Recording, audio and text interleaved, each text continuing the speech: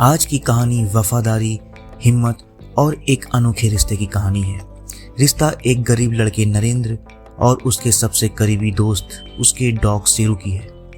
नरेंद्र शहर के पुराने मोहल्ले में एक छोटी सी झोपड़ी में रहता था।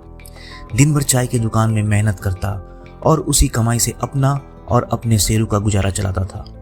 शेरू कोई नस्लदार कुत्ता नहीं था, वह एक भूखा घायल पिल्ला था जिसे नरेंद्र ने सड़क से उठाया था। उसने उसे खाना दिया, दवा लगाई और उसी दिन से शेरू ने नरेंद्र को अपना सब कुछ मान लिया। नरेंद्र जहां जहां जाता शेरू भी उसके साथ ही जाता था।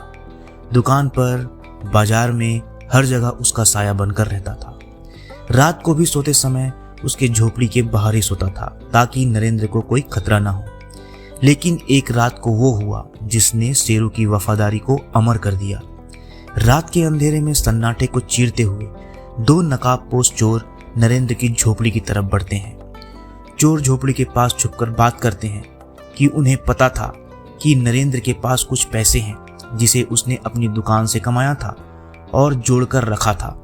उसका इरादा साफ था, लूटपाट करना। पर शेरू वहीं पर सोया हुआ था। उसने जैसे ही चोरों की आहट सुनी वो सतर्क हो गया। उसने हल्के से गुर्राया और फिर अचानक जोरदार भौंका। एक चोर बोला, पहले इस कुत्ते को हटाओ।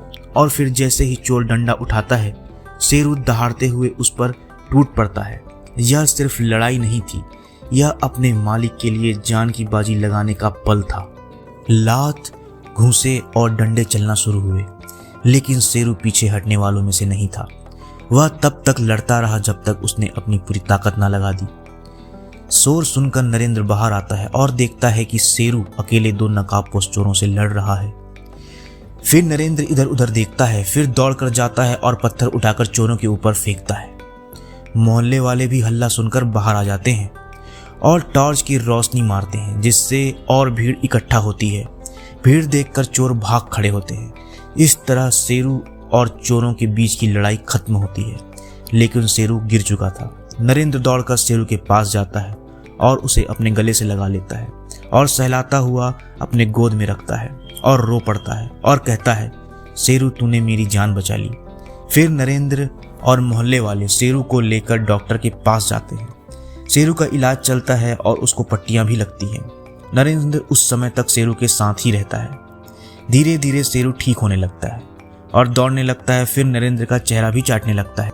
नरेंद्र ने उसके गले में घंटी बांधी और बोला, अब तो सिर्फ मेरा पहरेदार नहीं, तू मेरा परिवार है शेरू।